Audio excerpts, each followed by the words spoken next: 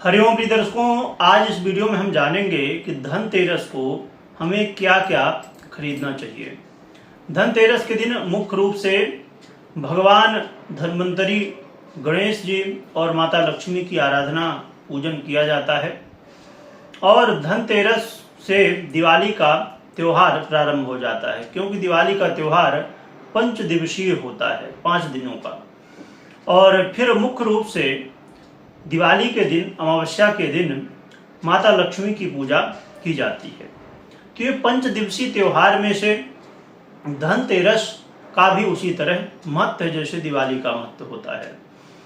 तो दिवाली के दिन लोग सोना, चांदी, बर्तन, झाड़ू, कौड़ी, बहुत सारी चीज़ें खरीदते हैं। तो कौन कौन सी चीज़ें ऐसी हैं जो कि खरीदना चाहिए, जिसमें से कुछ ऐसी चीज़ें जिनके विषय में हम जानेंगे।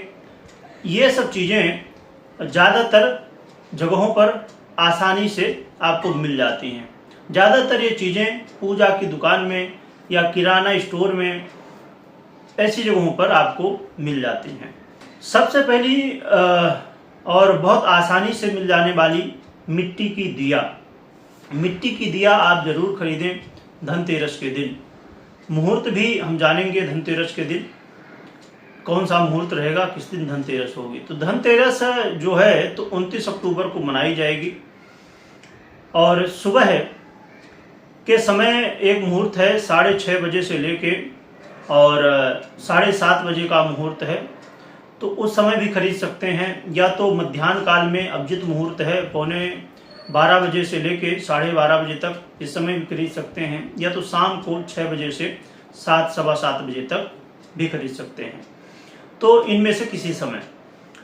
तो एक तो मिट्टी की दिया बड़े आसानी से मिल जाती, उसे आप खरीद सकते हैं। इसके अलावा सोने चांदी के सिक्के या तो आभूषण खरीद सकते हैं। भगवान गणेश और माता लक्ष्मी की मूर्ति खरीद सकते हैं।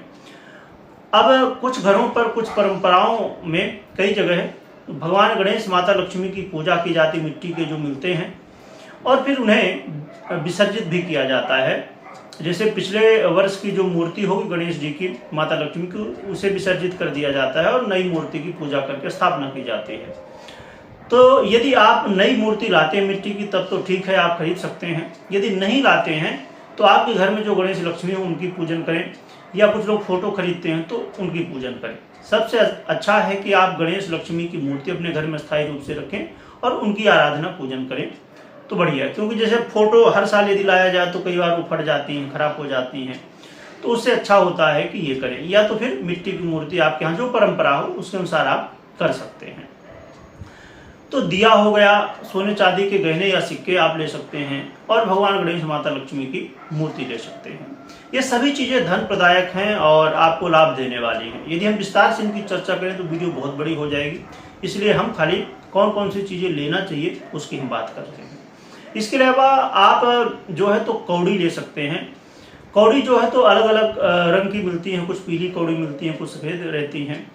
अलग अलग कौड़ियाँ होती हैं, उनके अलग अलग महत्व होते हैं। तो जो भी कौड़ी आपको, सफ़ेद सबसे अच्छा है कि सफ़ेद कौड़ी मिल जाए या तो फिर पीली कौड़ी मिल जाए, तो इन्हें ले सकते हैं। नमक भी इस दिन लिया जाता है। तो नमक यदि खड़ा हुआ नमक मिले, जो पीसा नहीं होता, खड़ा नमक होता है, तो उसे ले लें तो वो ज़्यादा बढ़िया है। पर कई बार नहीं मिल पाता है ना, किराना स्टोर वगैरह पंसारी के यहाँ पर, तो फिर आप जैसा भी नमक मिले, पीसा हुआ मिले, तो उसको ले लीजिए। इसके अलावा अब नमक में भी सेंधा नमक होता है, तो सेंधा नमक ले सकते हैं। वो ना मिले तो आसानी से जो भोजन में डालते हैं तो नॉर्मल नमक, तो उसे ले सकते हैं। इसके अलावा आप जो थोड़ा मुश्किल होता है पर मिल जाता है आजकल दुकान में, श्री यंत्र ले सकते हैं। श्री यंत्र माँ लक्ष्मी का कहना चाहिए कि एक ऐसा यंत्र है जिससे माँ लक्ष्मी घर में निवास करती हैं। तो श्री यंत्र ले सकते हैं, बड़े आसानी से आजकल मिल जाता है, पर कई जगह नहीं मिल पाता है। अब श्री यंत्र भी अलग अलग होते हैं, जैसे किसी धातु में होते हैं, या जो है तो कई बार लकड़ियों में लोग बनाते हैं। तो अलग अलग तरह के श्री यंत्र मिलते हैं।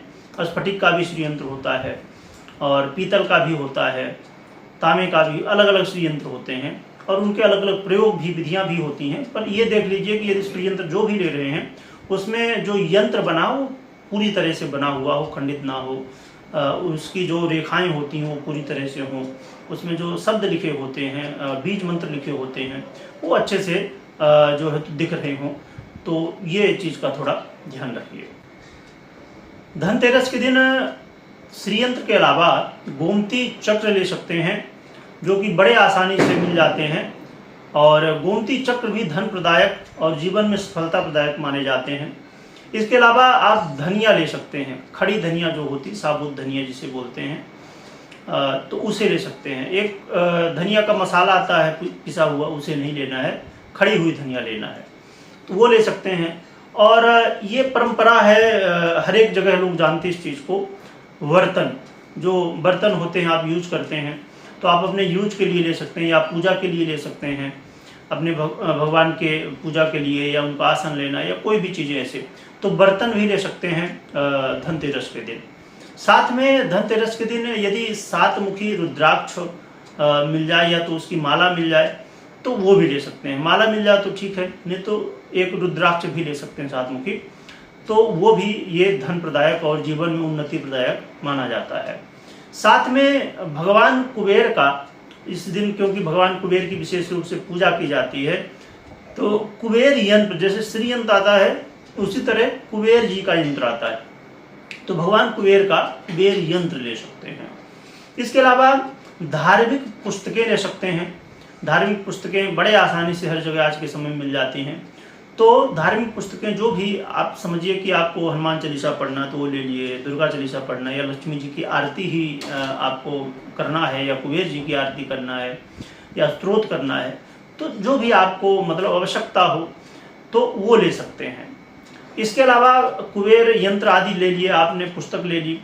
यदि और भी कुछ नहीं तो आप पूजा की कोई सामग्री ले सकते हैं। जैसे आपके घर में भगवान आपने रखा है, उनको चंदन लगाना है ना, उनको जो है तो जो भी अब उनके वस्त्र हो गए, या उनके लिए जो है तो अब आज के समय में हर जगह अलग अलग परंपराएं हैं, लोग अलग तरह से पूजा करते हैं, जिसकी जितनी सामर्थ्य है। जिससे पंचोपचार कोई करता है, कोई दशोपचार करता है, कोई षोडशोपचार करता है, कोई राजोपचार करता है, तो जैसी आप पूजा करते हो उसके अनुसार सामग्री ले सकते हैं।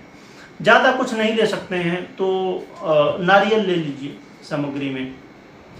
तो नारियल भी जो कि माता लक्ष्मी का ही रूप माना जाता है, श्री का ही रूप माना जाता है नारियल को, तो कुछ नहीं लेना तो 10-20 रुपए की नारियल मिल जाएगी, या जितने की भी, तो नारियल ले सकते हैं। तो ये चीज़ें बड़े आसानी से, बड़े सुलभता के साथ हर जगह मिल जाती हैं। तो ऐसा नहीं कि इन सभी चीज़ों को आपको लेना है, इसमें से जो भी आपको मिल जाए, कोई भी एक चीज़ मिल जाए। आपको कुछ नहीं मिलता तो आप कलावा जो मौली होती हाथ में बांधते हैं, रक्षा सूत्र भी बोलते हैं, तो उसे ही खरीद लीजिए। तो इन सब चीज़ों को खरीदने से माता लक्ष्मी की, भगवान कुबेर की जो है तो कृपा प्राप्त होती है।